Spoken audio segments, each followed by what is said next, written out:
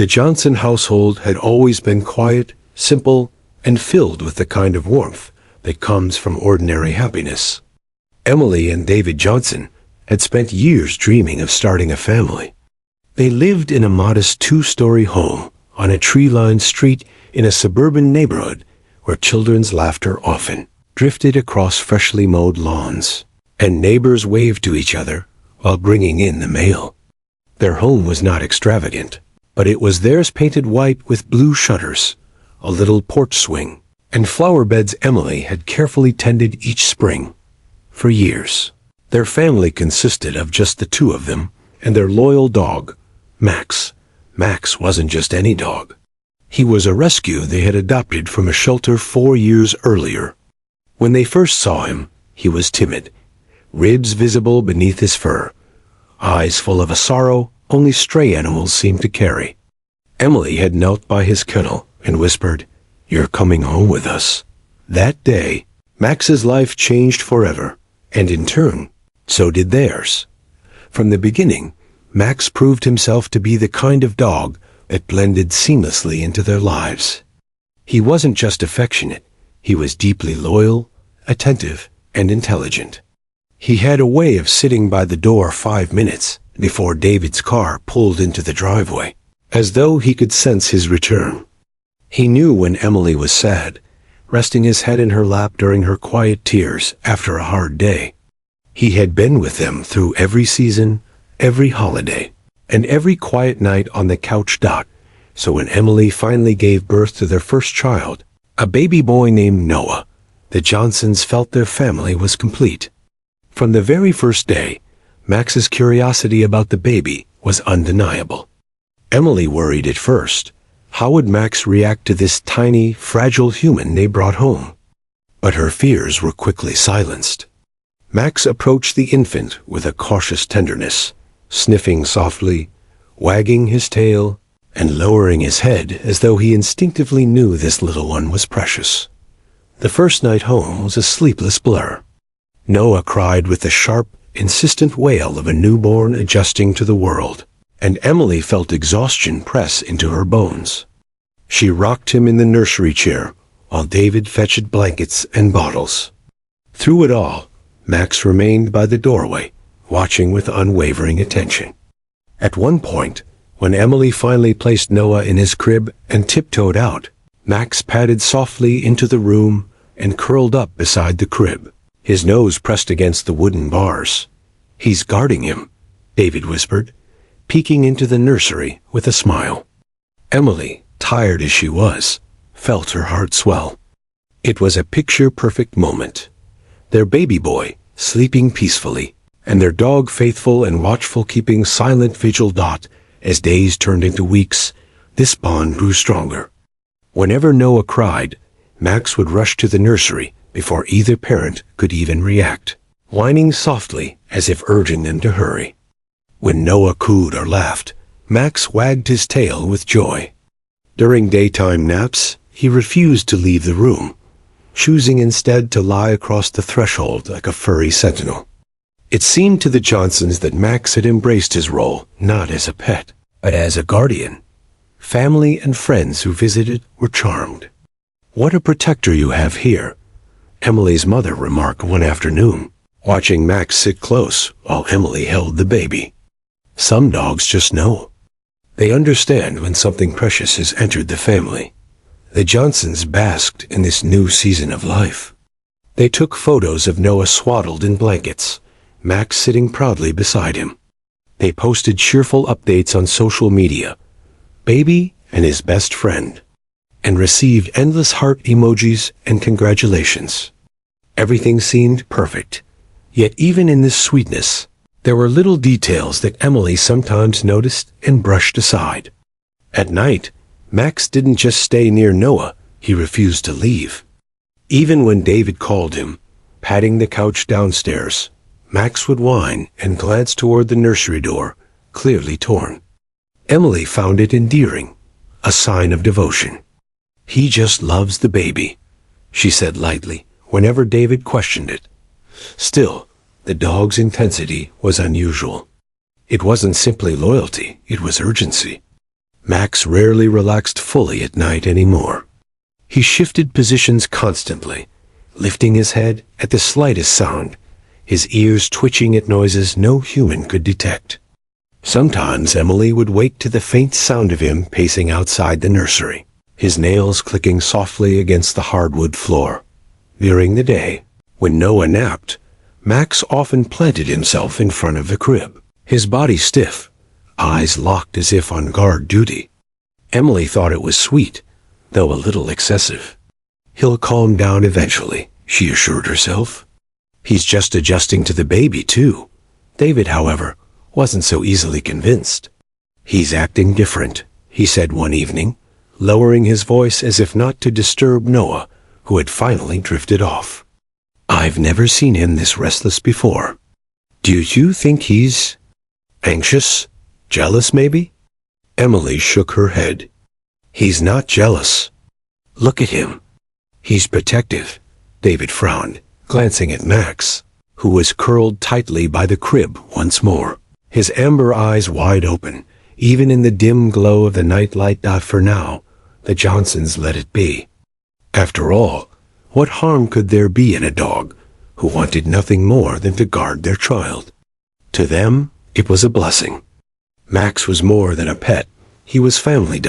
And so, in those first tender weeks, the Johnsons lived with a sense of quiet joy, unaware that beneath Max's watchful loyalty was something far deeper, something neither parent could yet imagine. The dog was not merely guarding Noah out of affection. He was responding to something invisible, something that tugged at his instincts, something that would soon turn their peaceful world upside down. The first month of Noah's life passed in a blur of feedings, diaper changes, and sleepless nights.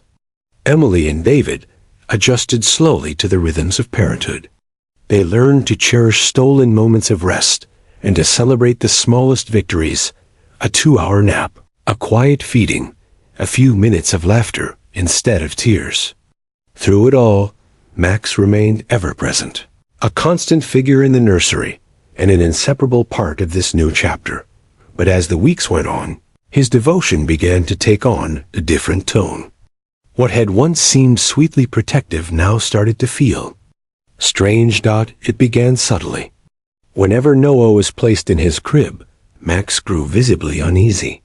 He would pace the length of the nursery, nails clicking against the hardwood floor. Then he would return to the crib and press his nose between the slats, whining softly. Sometimes he pawed at the bedding, as though trying to nudge the baby awake. Other times he would bark suddenly, startling Noah into tears and bringing Emily rushing back into the room. At first, the Johnsons brushed it off. "He's just adjusting," Emily said, though she herself was beginning to wonder. Max had always been calm, well-behaved, and obedient. But now he seemed restless, his eyes constantly darting, his ears flicking toward sounds no one else could hear. One night, when Emily placed Noah in his crib, Max whined louder than usual. She tried to shush him, kneeling beside him and stroking his fur. "He's fine, Max. The baby's fine." But Max wouldn't calm down. He pawed at the crib until Emily scooped him up and carried him out. Closing the nursery door, she sighed in exhaustion.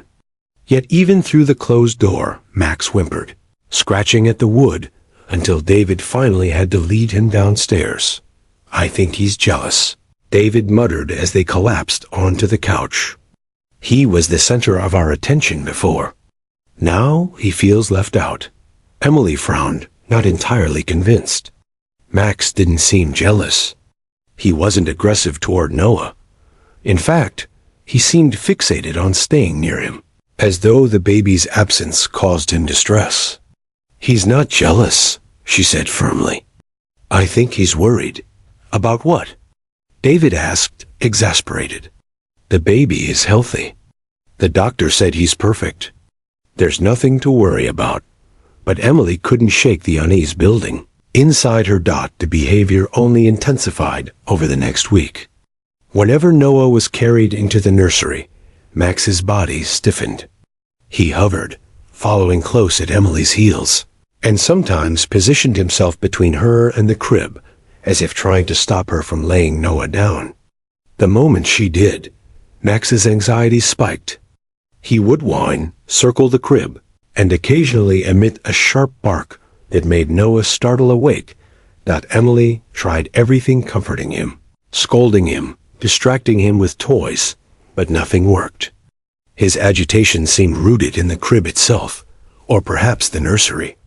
When Noah napped in Emily's arms on the couch, Max relaxed beside them, sighing contentedly. But the moment the baby was set down in the crib, Max became restless again. It was as if the crib was dangerous, though Emily could see nothing wrong with it. One afternoon, Emily's friend Claire came to visit. As they sipped coffee in the living room, Noah dozed in his crib upstairs, and Max, unusually, sat at the foot of the stairs, his gaze locked upward. "Your dog seems tense," Claire remarked. "He's been like this ever since we brought Noah home," Emily admitted. "Especially when the baby's in his crib." Claire tilted her head. "Maybe he senses something you don't. Animals are funny like that. My cat used to stare at walls for no reason, and it turned out we had mice."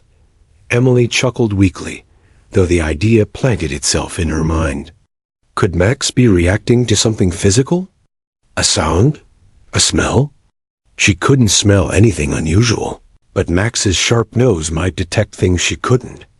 That night, Emily mentioned it to David. He waved it off. "There's nothing wrong with the room, Em. You're just tired. Max is acting up, and you're reading too much into it." But Emily noticed something else troubling: Max's eyes. Whenever he looked at the crib, they weren't soft or relaxed. They were wide, alert, and troubled. It wasn't jealousy. It wasn't defiance. It was fear. His sleepless nights grew worse. Max would scratch the nursery door if locked out, his whimpers turning to frantic barks until someone let him in. Once inside, he would immediately rush to Noah's side, planting himself by the crib with a posture so tense it was as if he were preparing to fight an unseen enemy. David grew increasingly frustrated. "This has to stop," he insisted one night after being woken at 2 a.m. by Max's howls. "He's keeping all of us awake, including the baby. Tomorrow, I'm calling a trainer." Emily hesitated. Part of her agreed. They couldn't go on like this, not with Noah needing rest and David waking early for work. But something inside her resisted. Max wasn't a problem dog. He had always been steady and loyal. This sudden change had to mean something. Late one evening, after another exhausting day, Emily tried once more to settle Max. She knelt beside him, placing her hand gently on his back. He trembled faintly, his muscles taut beneath his fur. His eyes flicked toward the wall near the crib, then back at her, then at Noah. His whines deepened, almost mournful. Emily whispered, "What is it, boy? What are you trying to tell me?" For a brief moment, the room felt heavier.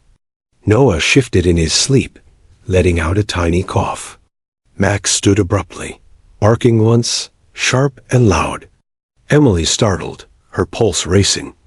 She scooped Noah into her arms, heart thudding. The baby calmed quickly against her chest, but Max remained restless, circling the crib and then sitting rigidly, staring at the same section of wall. It was then that Emily's unease deepened into something sharper. She couldn't explain it, but the dog's behavior wasn't random. He wasn't simply acting out or seeking attention. He was trying to communicate, and though she didn't know it yet, every frantic bark, every sleepless night, and every stubborn refusal to leave the nursery was a warning. A warning she and David had yet to understand. By the 3rd month of Noah's life, exhaustion had wrapped itself around the Johnson household like a heavy fog. Emily's eyes carried dark circles, her shoulders sagged, and even David, once the optimistic one, seemed perpetually irritable. Parenthood was never supposed to be easy, but the added strain of Max's unrelenting behavior made the nights unbearable. Noah's cries were expected. He was an infant adjusting to life outside the womb. But Max's howling, scratching, and restless pacing turned every night into a siege. If Noah stirred in the crib, Max was already alert. If Noah coughed, Max barked. Sometimes, even when the baby slept soundly, Max would patrol the nursery with such intensity that his nails left faint scratches on the hardwood floor. Emily tried to console herself with logic. "He's just anxious," she murmured, half to herself, half to David, who often buried his face in his pillow and groaned in frustration. "Anxious?" David snapped one night, throwing back the blankets. "He's driving us insane. I can't work like this, Em. I go to the office like a zombie, and all anyone asks is if the baby's keeping me up. I can't exactly say it's the dog." Emily winced at his tone. She knew he wasn't wrong. Still, a small voice in her heart whispered that Max's behavior wasn't meaningless. There was a purpose, though hidden from them. They tried small solutions first. David moved Max's bed downstairs and shut the door to the nursery at night. But Max wouldn't stay put. He howled at the door until his throat turned raw, waking Noah in the process.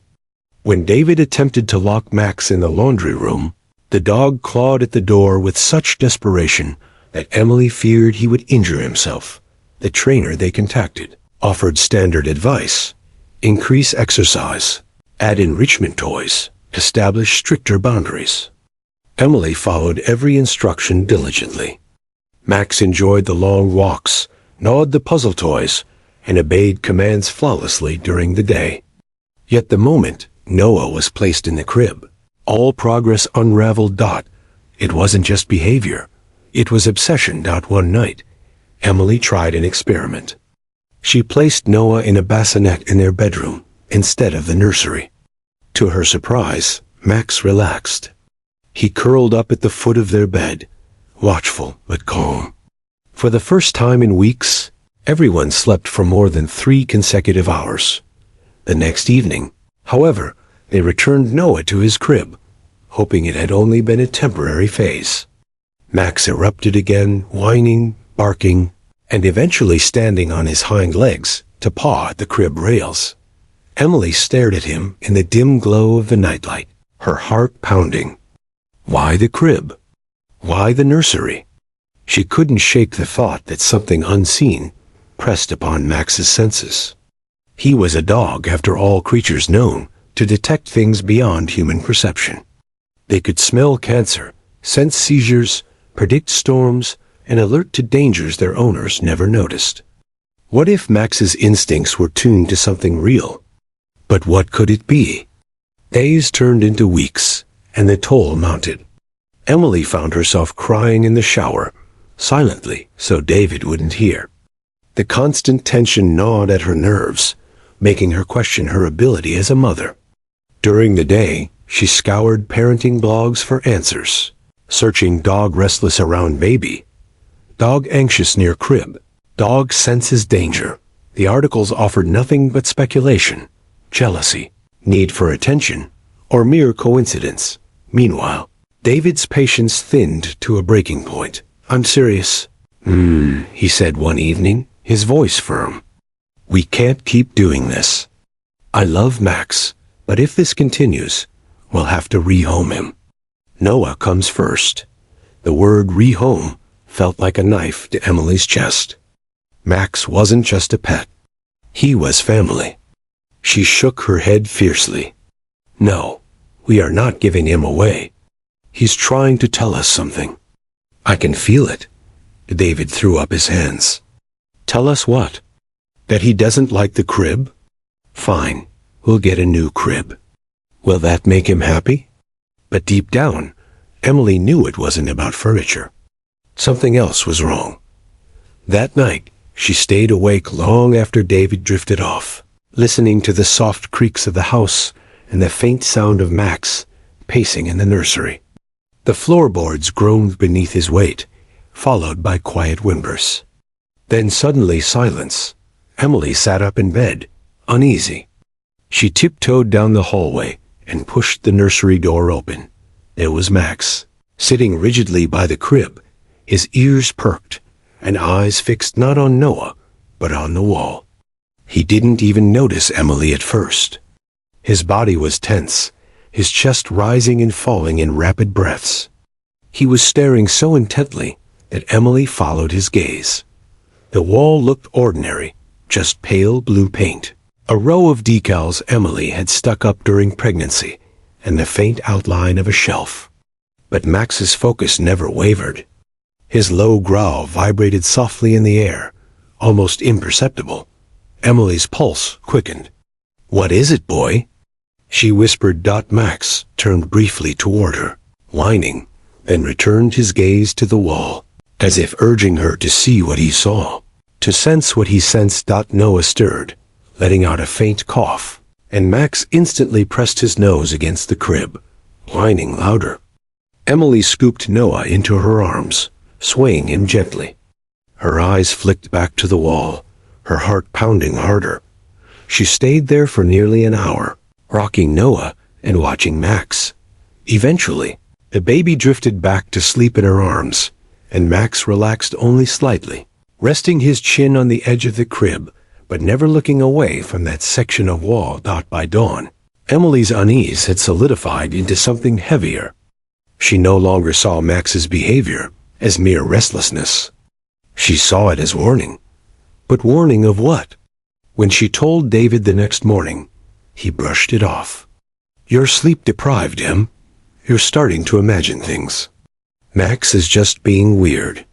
We'll get through it." Yet even as he said the words, his eyes flicked toward Max, who was lying near Noah's bassinet, wide awake despite the early hour. The tension grew thicker with each passing night. Emily could feel it pressing on the air, lingering like a shadow in the nursery. Max's sleepless watch, Noah's intermittent coughing, her own pounding heartbeat, it all combined into a symphony of unease. And though neither parent wanted to admit it, the sleepless nights were no longer just a burden.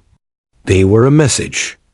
A desperate, wordless message clawing for their attention. Max knew something they didn't. Time was running out before they would finally understand.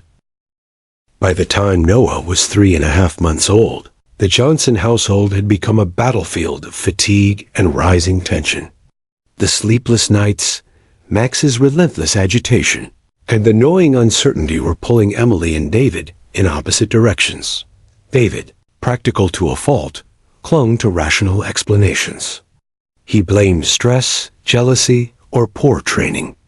"He's a dog, Em," David said one morning, rubbing his eyes after yet another fractured night of rest. "We can't keep living like this because of him. At some point, we have to put Noah first and deal with Max." Emily, though exhausted, felt torn in a way words couldn't fully capture. Noah was her world, but Max wasn't simply acting out. She could feel it in her bones. His intensity was purposeful. His sleepless pacing, his fixation on the nursery wall, his desperate cries, none of it felt like random misbehavior. The tension between them simmered silently during the day and erupted at night. Each time Max barked or pawed at the crib, David's frustration spilled over. "Enough!" he snapped, more than once yanking Max by the collar and hauling him into the hallway. But even with the door closed, Max scratched and howled until his paws bled. The breaking point came on a damp Saturday evening. Rain lashed against the windows. Wind rattled the old siding of the house, and the world outside felt just as unsettled as the one within. Emily had finally gotten Noah to sleep after an hour of rocking him. She laid him gently in the crib, kissed his forehead, and tiptoed toward the door. Max, who had been lying in the hallway, sprang up the instant she set Noah down. He rushed into the nursery, pressing against the crib, his body stiff, ears sharp, eyes wide. "Not again," David muttered, his voice low but edged with anger. Max began to whine, pacing back and forth between the crib and the wall. Then, suddenly, he erupted, scratching at the crib with frantic urgency, barking so loudly that Noah startled awake and began crying. That's it. David stormed forward, grabbing Max by the collar. I'm done with this. I can't take it anymore. He's out of this room for good. Emily froze, torn between exhaustion and instinct. Max's behavior was more frantic than ever, his movements wild, almost desperate. His eyes, usually soft and loyal, were sharp with alarm. He twisted against David's grip, barking with a ferocity Emily had never seen in him before. Wait, she whispered. David turned. Disbelief etched on his face. Wait? He's losing his mind, Em. He's going to scare the baby half to death. What more proof do you need that this isn't normal? But Emily's eyes were locked on Max. There was something different tonight. Something in his body language made her pulse race. This wasn't mere restlessness or defiance. It was terror. Look at him, she said softly. Really look. David hesitated, his hand still gripping Max's collar. The dog's chest heaved, his nails scraped the floor. His gaze darted from the crib to the wall, and back again, his body trembling with urgency. Noah coughed again, a weak, dry sound that made Emily's heart stutter. Max barked louder, twisting free of David's grip to press his nose against the baby's blanket.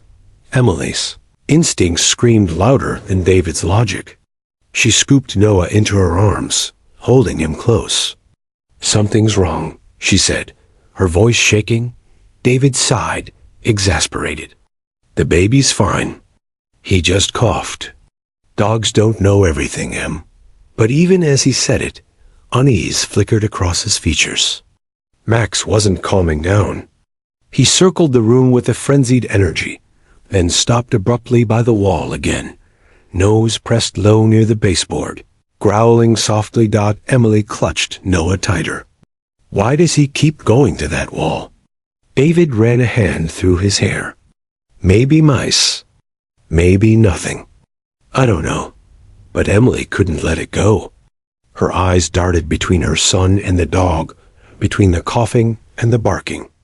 Her gut told her this was more than coincidence. The storm outside deepened, thunder rumbling low and long, wind howling through the trees. Inside, the nursery felt oppressively heavy. The air thick in a way Emily couldn't explain. Noah stirred weakly in her arms, his breaths uneven. Max barked again, sharp and commanding. It wasn't a playful bark, nor an anxious whine. It was a demand. David groaned, throwing up his hands. Fine. What do you want me to do? Tear down the wall? Call pest control at midnight? Emily shot him a look, fierce and desperate. Don't you see? He's trying to tell us something. And if we keep ignoring him, she stopped, her throat tightening. She couldn't bring herself to say the words forming in her mind. What if Noah's in danger? David's face softened, just for a moment. He looked at Noah, then at Max, who was now sitting rigidly by the crib, his growls vibrating low and constant. The tension stretched until it felt unbearable. Rain battered the windows. The baby whimpered. The dog growled. The parents stood frozen between disbelief and dread. Emily finally broke the silence. We need to trust him. David stared at her, his jaw tight, eyes conflicted. He's just a dog, he whispered, but Emily shook her head, her grip on Noah firm. No, he's our dog, and he's never been wrong before. In that moment, the fragile balance of their household tipped. The line between ordinary life and looming danger blurred. Emily didn't know what Max was sensing, but she knew this. Ignoring him any longer could be a mistake they would never forgive themselves for. The breaking point had arrived, and soon they would discover the truth Max had been desperately trying to reveal all along. The storm still raged outside, rattling the Johnsons' home as if the elements themselves were trying to push them toward a decision. Emily stood in the nursery with Noah clutched against her chest, rocking him gently while Max remained at the base of the wall, growling low and steady. His body was rigid, his ears tilted back, his entire being focused on a single point. David leaned against the doorway, arms crossed, his exhaustion obvious. But even he couldn't ignore the intensity in Max's behavior anymore. "He's obsessed," David muttered, though his voice lacked conviction. "I don't get it." "There's nothing there." Emily shook her head. "No, David, he knows something. Look at him. He's terrified, and dogs don't fake fear." Max suddenly scratched at the baseboard with frantic claws, gouging the wood as if desperate to dig through. The sound was harsh against the silence between thunderclaps. Noah stirred uneasily, letting out a weak cough that made Emily's stomach twist. David finally stepped forward, kneeling beside the wall. "Fine. You want me to prove there's nothing? I'll do it." He pressed his ear against the plaster, listening. For a long moment, there was nothing, just the distant creak of the storm-battered house. Then, faint. So faint he thought it might have been his imagination. A hiss. He jerked back, eyes narrowing. "Wait." Emily's heart pounded. "What is it?" "I don't know." David pressed his ear closer again. This time, the sound was unmistakable. A faint, steady hiss, like air leaking from a tire or gas dot. The realization hit him with chilling clarity. He stumbled back, his face pale. "Oh my God." Emily's grip on Noah tightened. "What? Tell me." David looked at her with wide eyes. "Gas. There's a leak in the wall." That's what he's been sensing. The words seemed to suck the air out of the room. Emily's knees went weak. Suddenly, Noah's restless coughs, his occasional wheeze, the thick heaviness in the nursery, they all made horrifying sense. Max hadn't been jealous. He hadn't been misbehaving. He'd been trying to save their baby from being poisoned in his sleep. Emily's breath came fast, panic threatening to swallow her. "David, what do we do?" He snapped into motion, pulling her toward the door. "We get out of the house. Now, don't touch the lights. Don't use your phone inside. Just get Noah and go." Max barked sharply, as if agreeing. His tail lashed, body tense, but his eyes followed Emily protectively as she hurried out of the nursery, clutching the baby close. David ushered them down the stairs, every creak of the floorboards sounding like a warning. The storm outside was violent, sheets of rain pelting against the porch, but Emily didn't care. She bolted into the wet night, shielding Noah with her arms. Max bounded at her side, barking at the wind, his fur plastered against his body. David grabbed his phone only once they were outside, standing in the downpour with his hair dripping, his fingers trembling. He dialed 911. 911. "What's your emergency?" "This is David Johnson. There's a gas leak in our house, I think. My doggy, he wouldn't let our baby sleep, and then I heard it. Please, you have to send someone." The dispatcher's calm voice belied the urgency. "Sir, I need you to stay outside. Do not re-enter the home. Help is on the way."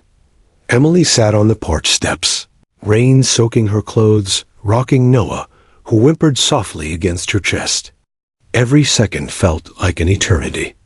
Max stood guard beside them, his body pressed close, eyes never leaving the front door, as if daring the unseen danger to come closer. Within minutes, though it felt much longer, flashing red and white lights pierced the rain. Firefighters in heavy gear rushed toward the house, their voices sharp and commanding. David ran forward, explaining about the dog, the baby, the sound in the wall. The crew moved with practiced urgency, meters in hand. One firefighter paused by the nursery window, glanced at his device, and shouted, "Confirmed leak. High concentration near the east wall." Emily's stomach dropped. The nursery. The very place Noah had been sleeping. The firefighters worked quickly, shutting off the gas line from outside before entering with ventilation equipment. Even from the yard, Emily could see them moving through the rooms, their flashlights cutting through the gloom. Each passing minute tightened a knot in her chest. Finally, the lead firefighter returned, pulling off his mask. His face was serious, but reassuring. "You did the right thing calling us." The leak was bad, likely coming from a crack in the line running behind the nursery wall. If it had gone unnoticed much longer. He trailed off, his eyes flicking toward Noah. Emily didn't need him to finish. She hugged her baby so tightly, she thought she might never let go. David swallowed hard, his voice hoarse. "So Max, he saved us." The firefighter glanced at the dog, who was still pacing protectively around Emily and Noah. He gave a small smile. "Smart animal. Probably saved your lives tonight." Relief and guilt crashed over Emily all at once. Tears blurred her vision as she reached down to stroke Max's soaked fur. He looked up at her with steady, loyal eyes, his body still trembling from the storm and the tension. "I'm so sorry," she whispered. "We should have trusted you sooner." Max leaned into her touch, his tail thumping weakly despite the rain dot as the firefighters finished their work. One of them turned to David. "We'll need the utility company out here to repair the line. Until then, you can't stay in the house. Do you have somewhere to go?" David nodded numbly. "My parents' place. We'll drive there." The crew packed up, leaving the family standing in the rain-soaked yard. The house loomed behind them, dark and silent. No longer the safe haven they had believed it to be.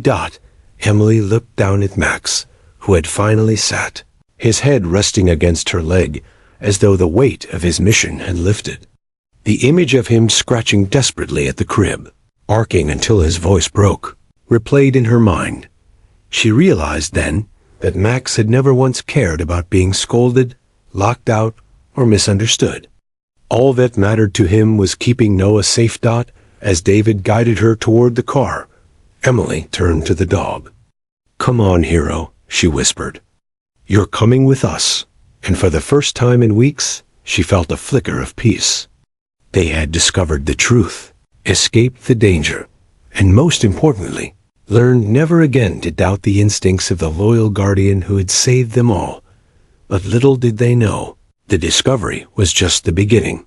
For what awaited them in the days to come would prove that the leak was only part of a larger, more terrifying truth. The Johnson family thought the worst was behind them.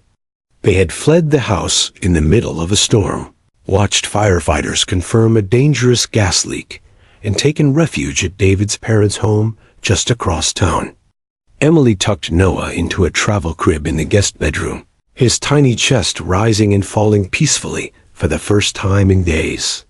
For a brief moment, she allowed herself to exhale, but Max did not share her relief. While Noah finally slept, Max paced the guest room tirelessly, circling the crib with sharp, deliberate movements. Every creak of the old floorboards made him stiffen. Each passing car's headlights, flashing through the window, sent him to the door, barking low and steady. Even in a new house, far from the leak that had nearly killed them, he remained restless, his body taut as if still guarding against an unseen threat. David noticed it first. Sitting on the edge of the bed, head in his hands, he glanced up at the dog and frowned. He's still at it. Shouldn't he calm down now that we're safe? Emily watched Max, unease creeping back into her chest. Maybe he still smells it on us. Maybe it'll take time. But even as she said it, she didn't believe it. Max wasn't merely unsettled. He was vigilant alert to something that neither of them could see. That night, Emily dreamed she was back in the nursery. The walls closed in on her, hissing like serpents. Noah crying from a crib that seemed to sink deeper into the floor. Max barked furiously at a shadow that crept along the baseboard, but when Emily turned to call for David, the room was empty. She woke drenched in sweat, her hand clutching Noah's blanket so tightly her knuckles ached. The following morning, David phoned the utility company for an update. The technician on the other end confirmed the firefighters' findings. A cracked gas line behind the nursery wall, corroded from years of unnoticed wear. It's good you caught it when you did, the man said gravely. Another week or two, and it could have been fatal. David hung up and turned to Emily, trying to smile. So that's it. It's being fixed. We'll be back home in a few days. But Emily glanced at Max, who sat by the guest crib, eyes locked on Noah with an intensity that chilled her. I don't think it's over, she whispered. David sighed. It was a gas leak. That explains everything. Max was warning us. He saved Noah's life. But now it's done. Emily wanted to believe him. She wanted to lay the weight of fear to rest. Yet she couldn't shake the way Max's hackles had risen the moment they left their house. As if the danger wasn't confined to four walls. Later that day, David's mother entered the guest room, carrying folded laundry. She smiled warmly at Emily, but paused when her eyes fell on Max. He hasn't left that baby's side once, has he? No, Emily admitted, stroking Max's head. Not for a second. David's mother hesitated, her smile faltering. You know, dogs can sense things long before we can. When I was a girl, our shepherd refused to let my little brother near the barn. Days later, the barn collapsed from rot. My father said the dog must have known. Emily's skin prickled. It was the same thought that had been haunting her. Max wasn't just protective, he was perceptive. And if he wasn't calming down, it meant something else was wrong. That evening, while David stepped out to run errands, Emily sat in the guest room with Noah and Max. The storm had passed, leaving the night eerily still. The house creaked softly, as old houses often did, but each sound felt amplified in the silence. Max suddenly pricked his ears, stood, and moved toward the window. His body stiffened, his tail lowered. A growl rumbled in his chest. Emily followed his gaze. At first, she saw nothing. Just the wet street glistening under the dim glow of a lamppost. Then a shadow. Someone standing across the street, motionless, watching the house. Her pulse spiked. She blinked, rubbed her eyes, looked again, but the shadow was gone. Max barked once, sharp and warning. Emily scooped Noah into her arms, her breath quickening. It's just my imagination, she whispered. But deep down she knew better. When David returned, she told him what she saw. He dismissed it with tired logic. Probably a neighbor. Or a trick of the light. You're on edge, Em, we both are. But Max didn't let it go. For the rest of the night, he stayed planted by the window, eyes scanning the dark street as if daring whatever lurked out there to try again. The next morning, Emily noticed something else. A faint red mark on Noah's cheek, as if from irritation. She brushed her fingers gently across it, her stomach nodding. Had the gas exposure affected him more than they realized? Or was it something new? Max whined softly, resting his head on the edge of the crib. His eyes were fixed on Noah's tiny face, full of worry. Emily's chest tightened. She turned to David. We need to take him to the doctor. Today. David hesitated, glancing at the faint mark. It's probably nothing. Just sensitive skin. But Emily's voice rose, firm and unyielding. I'm not taking chances. Not after everything. At the pediatrician's office, the doctor examined Noah carefully, listening to his lungs, checking his skin, and running basic tests. After a long pause, she looked at Emily and David with calm but serious eyes. His breathing is a little irregular. I'd like to run a blood test to check for carbon monoxide exposure. If he's been in a house with a leak, it's important to know how much he inhaled. Emily's blood ran cold. Carbon monoxide. The silent killer. When the results came back, the doctor's tone was firm. His levels were elevated, but not dangerously high. Still, I recommend observation and follow-up. You should be very cautious about where he sleeps. Emily clutched Noah to her chest, relief mixing with guilt. They had almost lost him without ever realizing it. That night, back at David's parents' house, Emily watched Max curl protectively beside the crib again. She whispered, "You knew, didn't you? You knew he wasn't safe." Max thumped his tail once, but didn't take his eyes off the baby, and Emily understood. The gas leak was only one part of the danger. Something deeper lingered, something Max was still guarding against. She lay awake long after David drifted into sleep, replaying the image of the shadow outside, the hiss in the walls, the mark on Noah's skin. Each piece felt like part of a puzzle she hadn't solved yet. The real threat wasn't over. It was only beginning. By the end of their first week at David's parents' home, Emily had expected the tension to ease. The gas leak had been addressed, Noah's health was improving, and rationally, they should have felt safe.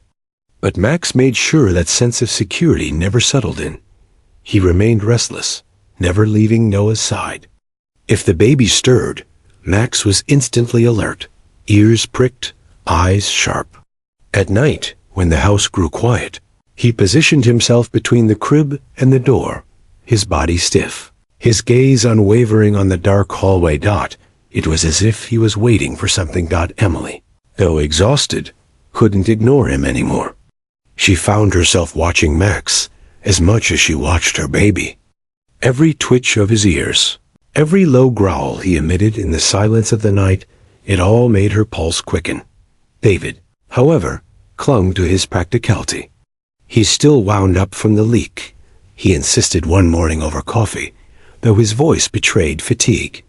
Once we move back home and things settle, he'll calm down. But Emily wasn't so sure.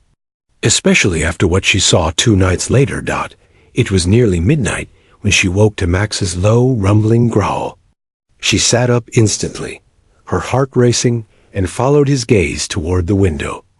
The curtains fluttered slightly, though the window was closed. For a moment, Emily thought it was just the wind. Then she saw it, the faint outline of a figure standing near the edge of the yard, illuminated briefly by the street lamp, before shifting back into shadow. Her breath caught. She reached instinctively for Noah, pulling him from the crib. Max leapt to his feet, barking furiously, his teeth bared.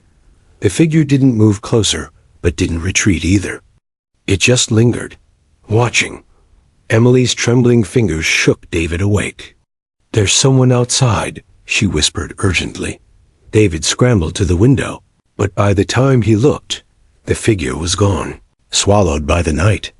"You probably imagined it," he said, though his voice was tight, uncertain. Emily shook her head violently. "No, Max saw it too." "I know what I saw, David." Max continued barking until David's parents stirred, lights flicking on down the hall. The household was thrown into a nervous buzz, but with no evidence left outside, the incident faded into uneasy silence.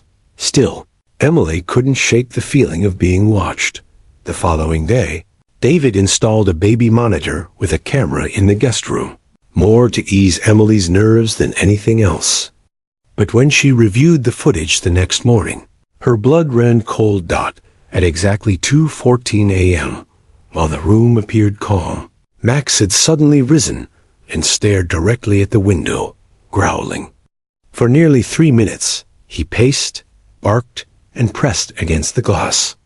The camera didn't capture what he saw outside, but his reaction was undeniable. Emily showed David, her voice trembling. "Tell me you still think this is nothing." David rubbed his face with his hands, clearly rattled. "It doesn't prove there was someone there, but it proves he's reacting to something." That night, Emily insisted on keeping Noah in their room instead of the guest nursery. Max curled at the foot of the bed, vigilant as ever. Around 3 a.m., Emily awoke again, not to barking this time, but to silence. The kind of silence that presses heavy against your chest. She glanced at Max. His body was rigid, ears pricked, eyes fixed on the door. Then came the sound, the faint creak of footsteps in the hallway. Emily froze, her heart hammering. The Johnsons weren't supposed to be alone. David's parents were upstairs, asleep. But these steps were deliberate, slow, measured. Max erupted into a snarl, lunging at the door, scratching furiously as if trying to tear it down. Noah stirred, whining softly in his sleep. David shot out of bed, yanking the door open. The hallway was empty. He rushed down the hall, checking doors and windows, but everything was locked. David's parents, roused by the commotion, swore they hadn't heard a thing. Emily clutched Noah tightly, whispering to Max, "Good boy. Good boy." But her eyes scanned the shadows, every instinct screaming that something was horribly wrong. 2 days later, the truth began to unravel. David received a call from the utility company, a follow-up regarding the gas leak. The technician's tone was uneasy. "Mr. Johnson, I thought you should know. This wasn't just wear and tear. The pipe behind your nursery wall, it looks like it was tampered with, deliberately." David's blood ran cold. "What do you mean tampered with?" "There were tool marks. Someone loosened the fittings. This wasn't an accident." David nearly dropped the phone. His mind spun, connecting the dots he'd been avoiding. Max's desperation, Noah's mysterious coughing, the shadow outside the house, the footsteps in the hallway. None of it was coincidence. Someone had wanted them harmed. When he told Emily, she sank into a chair, Noah cradled against her chest, her face pale with terror. "Who would do that to us?" David shook his head. "I don't know. But someone tried to kill our baby. And Max knew it before we did." The atmosphere in the house shifted overnight. Every creak of the floor, every car passing in the street, felt like a threat. David called the police, who promised to investigate the tampered pipe. But even their calm reassurances couldn't mask the gravity of the situation. Max's behavior grew sharper, more urgent. He no longer simply guarded Noah, he guarded all of them. When David stepped outside to speak to the police, Max followed. When Emily carried Noah to the kitchen, Max shadowed her steps. His loyalty was relentless, but so was his unease. Emily began to notice how the dog's gaze often shifted to the windows at night, his growls low and steady. She no longer brushed it off as paranoia. If Max was still alert, it meant whoever tampered with their home wasn't finished. The final straw came late one evening when, Emily took Noah upstairs for a bath. Max lingered in the doorway, tense. Halfway through rinsing the baby's hair, Emily heard a faint metallic sound like a latch being lifted from the open window. She froze. She turned her head. The window, which she could have sworn was locked, now stood slightly ajar. A shadow flickered outside, retreating the moment Max lunged forward, snarling and barking ferociously. Emily screamed for David, clutching Noah against her wet chest. By the time he ran in, the intruder was gone, but the evidence was there. The window had been forced. The police were called again, and this time they didn't dismiss it. They dusted the sill for prints, found signs of forced entry, and promised to increase patrols. But for Emily and David, the truth was undeniable now. This wasn't random. Someone was watching them. Someone was trying to get to their baby. And the only reason Noah was still safe was because Max had refused to let him out of his sight. Emily sat on the bed that night, Noah in her arms, Max pressed against her legs, his body warm and steady. She whispered into his fur, "You knew all along. You've been fighting for him when we didn't see the danger. You're the reason he's still alive." Max thumped his tail once, but didn't look away from the door. His eyes burned with vigilance. The Johnsons understood now. The leak had been the beginning. The shadow outside, the footsteps in the hall, the forced window.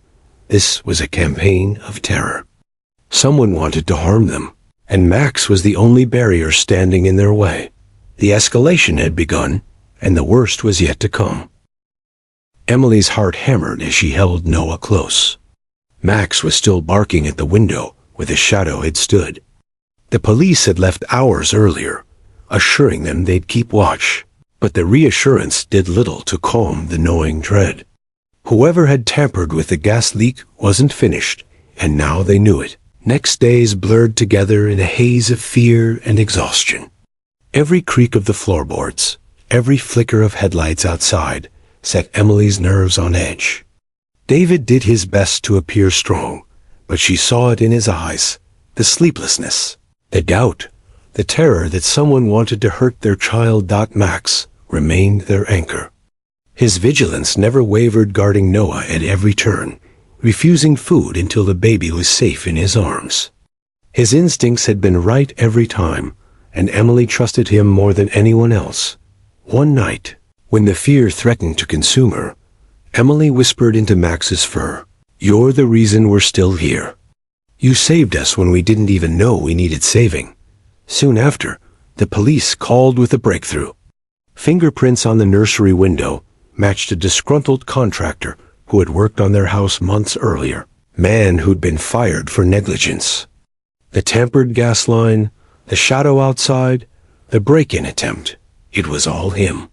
The motive was bitter revenge. The arrest brought relief, but Emily knew the real credit didn't belong to the police. It belonged to Max. Without his warnings, Noah might not have survived the first night. Weeks later, when they finally returned home, the Johnsons installed cameras, alarms, and detectors. But above all, they placed Noah's crib where Max could rest nearby. No one argued anymore. If Max wanted to guard, he had earned that right. As the baby drifted to sleep, Max lay curled at the foot of the crib, eyes soft but alert. For the first time in weeks, Emily and David allowed themselves to breathe. Their son was safe. Their family was whole. And it was all because their dog had refused to let the baby sleep alone.